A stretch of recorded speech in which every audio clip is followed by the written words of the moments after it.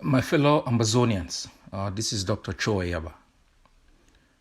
Thank you very much for October 1, for the celebration of our Day of Independence.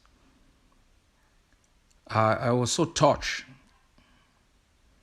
more than 6,000 miles away from homeland. It was touching to all of us who were out here. Even so, because our children were part of the celebrations. To raise your flag in your own country is a great honor. To be able to watch our children in the villages sing our anthem was a great source of pride and a great sense of ownership of the Ambazonian dream. Sometimes when we sit behind to organize these things, to plan for them, you don't have a picture. Because very few countries that have fought for independence have gone the path that we have and are still going. So there is no case study. There is none you have seen where people are being murdered 15 kilometers from a place where others are raising the flag. Armless, millions of our people. You gave Ambazonians all over the world hope. You gave the families that are still mourning the passing of their children a sense of joy and pride. That the lives of their children lost wasn't lost in vain. You shamed the enablers of colonialism, the bystanders, the fence-sitters, those who watch and pray and celebrate our fallen heroes. My fellow Ambazonians, words alone will never be able to capture the feelings of Ambazonians all over the world and what they saw. It was positive, it was inspiring and hopeful. But that's just the beginning of the journey. The journey to independence, the creation of a state, the development of that political entity, and the provision of opportunities for millions of those who will survive the carnage of the occupier. It's a harrowing one. It's a difficult one. But if we have to look back and learn the lessons of nations and people who have been there before, we can say truly that the fight for our independence will bring us more opportunities than the tragedy of the last 60 years under the tyranny of Cameroon. I come to you today to inspire you never to give up. The journey ahead is still sometimes uncertain, muddled with tragedies and sometimes humanly created obstacles. Not only to slow down our independence, but to undermine the progressive mindset that has led this charge against tyranny and for you. And so, while independence and freedom is certain, the uncertainties are clear along the journey to that destination. But I want you to be hopeful. I want you to know this. What you saw on October 1 was not a movie. It was real. It was real. We lost 5 people in Bui State. We got a wounded soldier in Momo. We got a fallen commander, one of our finest and bravest, in Meme. And let me add this. His phone was taken by the enemy. They sent me a video of his dead body. It was painful. But in all this tragedy and pain,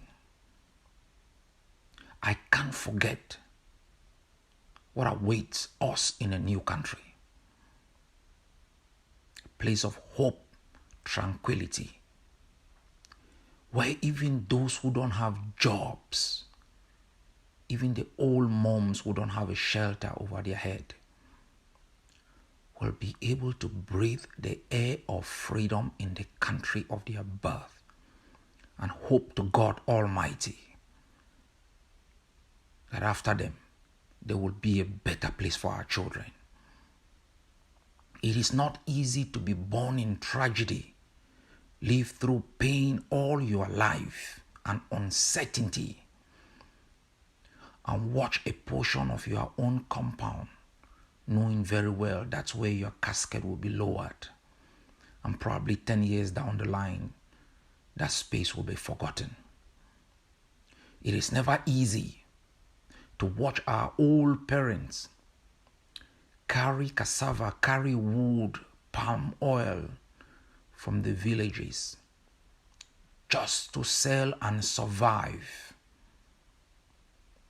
in a country with enormous natural and human resources to give every Ambazonian a life of hope and happiness.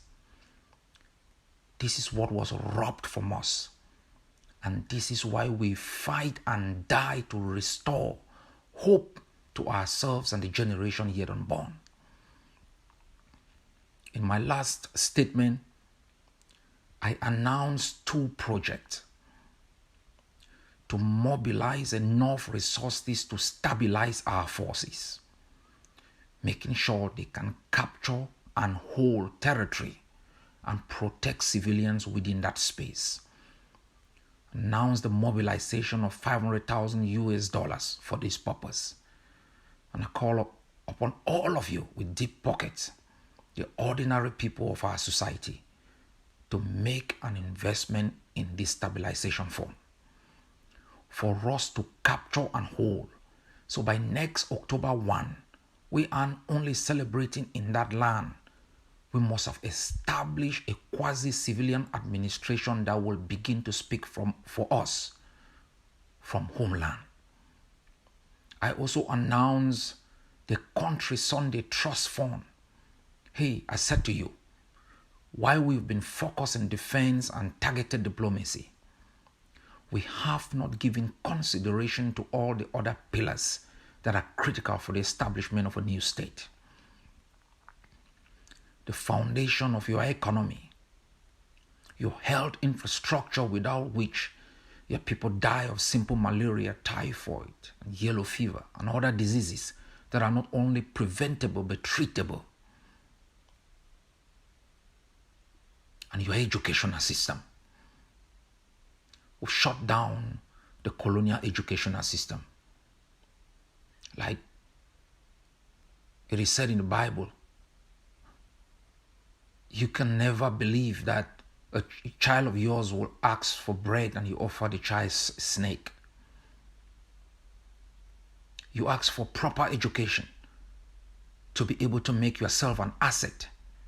You were given a liability, an intoxication that have kept you a liability to yourself and your own homeland. My people, Country Sunday, every Monday is a day of collective defiance. It's a day of collective resistance against the tyranny of alien rule in the land of our birth. It is the day that all of us, Ambazonians, take pride in demonstrating our opposition to the colonial system and to project ourselves as the new masters of our country.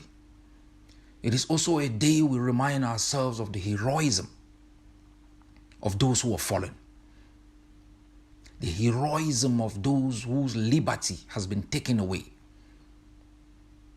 to thank our brave people on the ground for their collective consciousness for Ambazonian nationalism. I have launched Country Sunday as a trust fund for us to mobilize resources to begin to build a new educational system under an Ambazonian administration, to begin to construct health centers to ensure that our wounded soldiers are taken care of.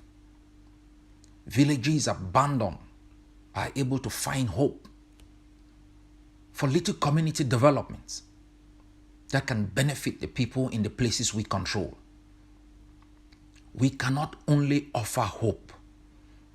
We must look at the reality of our people today and offer some limited services that will keep them alive for the hope that we offer in a free homeland. And I ask all those who are in the diaspora to replicate the sacrifices of Ambazonians on Monday with a $5 donation every Monday. It will be an investment fund that will begin to offer opportunities to our people in freed areas. That will begin to provide a new model of economic development and sustainability in the kind of country that we intend to establish. The future is bright. The enemy is on shaky grounds, and they will lay down their arms and walk across our border with shame. And for all of you who've given your lives, your limbs, and sacrifice every day for a new country, you better be damn sure the Ambazonian state will reward you. God bless you all. God bless our homeland.